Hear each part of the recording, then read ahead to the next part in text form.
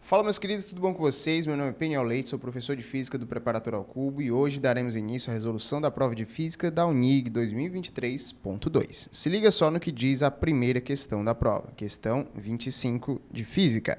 No estudo dos movimentos, a função que relaciona o espaço S com os correspondentes instantes T é denominada função horária do deslocamento, função horária da posição ou função horária do movimento. E é representada genericamente por S igual a F de T, que é uma expressão que pode ser lida como S é uma função de T, e dois móveis A e B se deslocam ao mesmo tempo sobre a mesma trajetória, como mostra a figura a seguir. Observe que o objeto A está na posição 10 metros, enquanto o objeto B já se encontra na posição 25 metros e ambos os objetos estão indo um de encontro ao outro. Olha só o que ele fala ainda no restante da questão. Sendo S de A igual a 10 mais 5t e S de B igual a 25 menos 5t, respectivamente, as funções horárias de A e B, o encontro dos dois móveis se dará em qual posição? Pessoal, se liguem aqui, ó, o encontro, ele quer que você calcule a posição onde os dois objetos irão se encontrar. Professor, eu tenho que lembrar aqui de uma quinta-feira muito fria, onde eu estava numa aula de física, né, professor? E o meu querido tutor me explicou que o espaço, a posição dos objetos pode ser dada pela equação S0 mais VT. E essa equação, meu querido, é conhecida popularmente como equação do sorvete, não é isso? Mas para você que gosta de ser mais requintado, né, para você que gosta de ser mais elegante, você pode chamar essa equação de função horária da posição.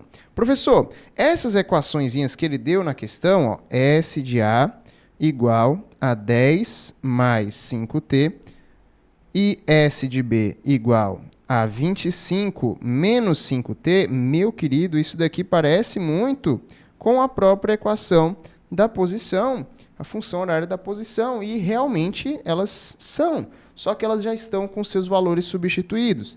Observe aqui que a posição inicial, o S0, para o objeto A, já é 10 metros, para o objeto B, 25 metros. E olha só esse valorzinho que está do lado do T. Ele já está representando a própria velocidade. Então, indiretamente, ele já está te falando o seguinte, ó José, ó Maria, a velocidade desse caboclo aqui é 5 metros por segundo.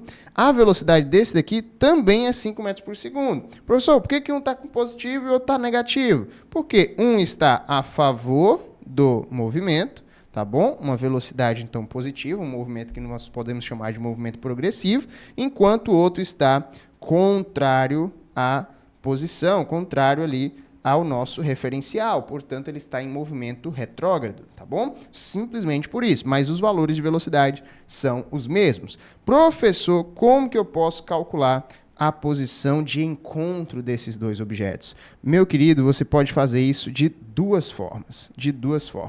A primeira forma é igualando, olha só, igualando as equações. Professor, por que eu posso igualar as equações? Meu filho, se eu quero que eles se encontrem, então eles terão, no momento do encontro, a mesma posição. Portanto, você pode dizer que no encontro a posição de A equivale à posição de B. Professor, qual é a outra forma de responder esse tipo de questão de encontros? A outra forma, meu querido, é através da velocidade relativa, que eu vou já te dizer como calcular, tá bom? Então vamos fazer essa questão de duas maneiras, através da igualdade das equações e através da velocidade relativa.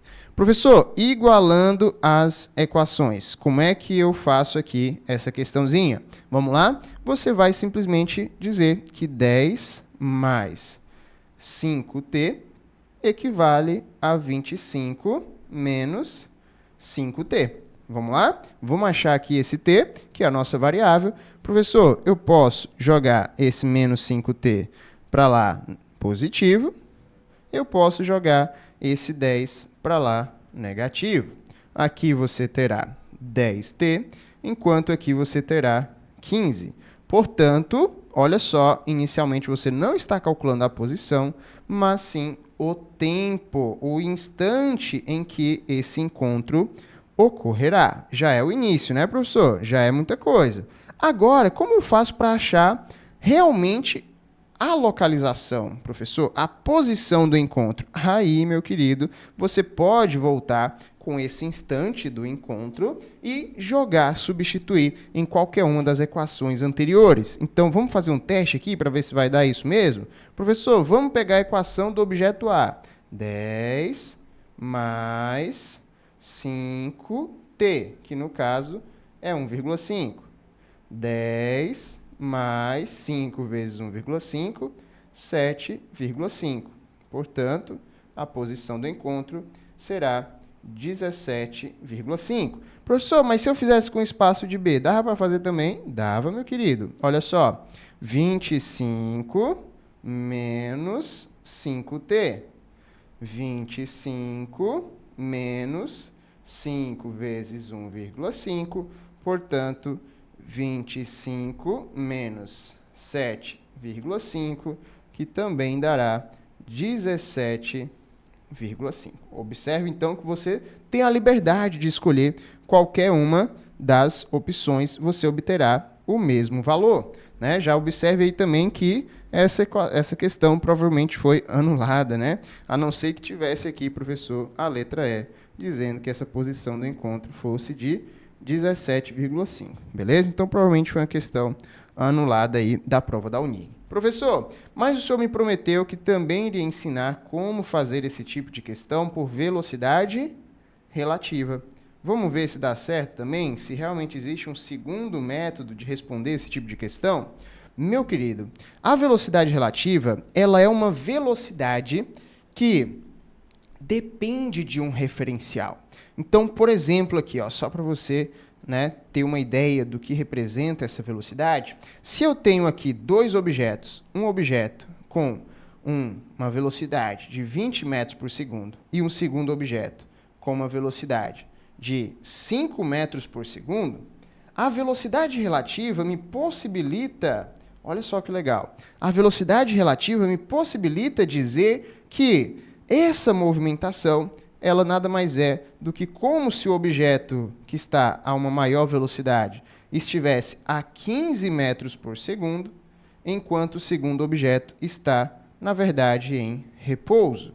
Professor, como assim? Não entendi. Olha só, a velocidade relativa, ela trabalha apenas com a diferença, o quanto de velocidade você tem a mais do que o seu colega. Perceba que 20 é 15, tem um valor, né, de 15 a mais, 15 metros por segundo a mais do que 5 metros por segundo. Então, a gente trabalha apenas com o quê? Com o quanto, o saldo, né? Basicamente, a gente está trabalhando com o saldo de velocidade que existe ali envolvido. Então, essa movimentação pode ser entendida como se, na verdade, o bloquinho, a bolinha da frente estivesse em repouso e somente a bolinha de trás estivesse indo ao seu encontro com uma velocidade de 15 metros por segundo. Observe que, para o tempo, né, desse encontro, nada vai mudar.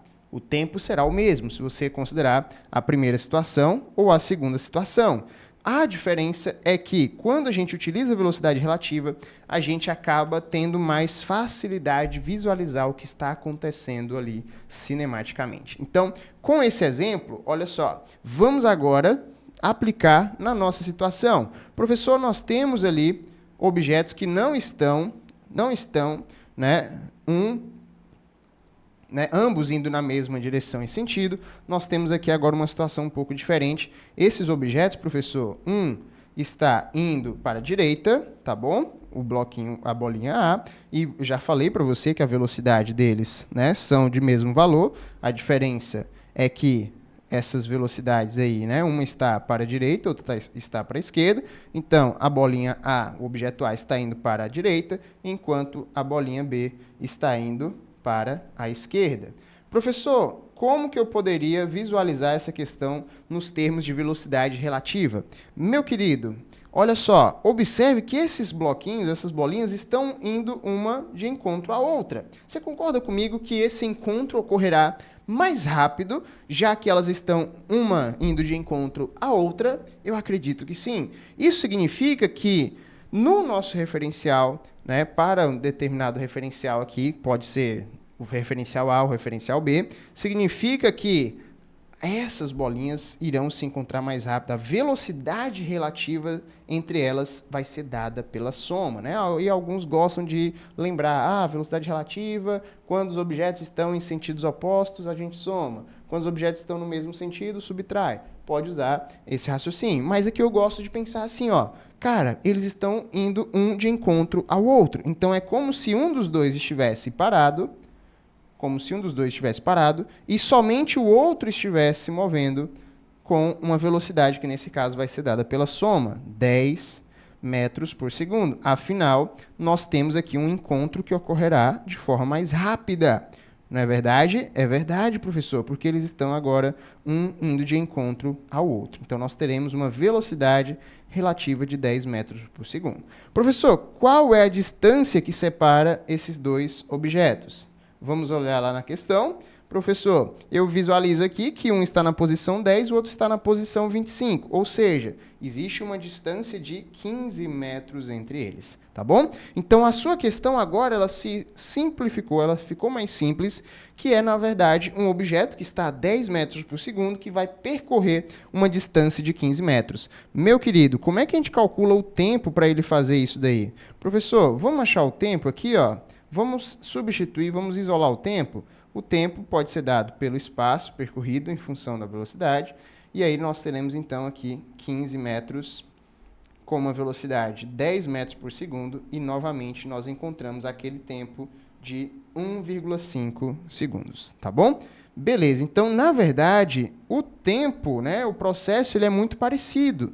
A diferença é que a velocidade relativa, ela vai te possibilitar calcular esse tempo de forma, pelo menos ao meu ver, mais simplificada. Nem sempre você terá aquelas equações de bandeja, como ele apresentou lá no início, tá bom? Então perceba que o tempo calculado foi o mesmo. E agora o que a gente vai fazer, professor? A gente pode agora sim substituir em qualquer uma daquelas equações, e isso daqui eu já mostrei para vocês, né? Então não precisa fazer novamente. Nós teremos então, em ambos os casos, uma posição final de 17,5 metros, portanto, essa questão merece ser anulada, tá bom? Ou você considera aí, letra E, 17,5. É isso aí, meu querido, meu nome é Peniel Leite, professor de Física do Preparatório ao Cubo, e fico por aqui, até uma próxima questão.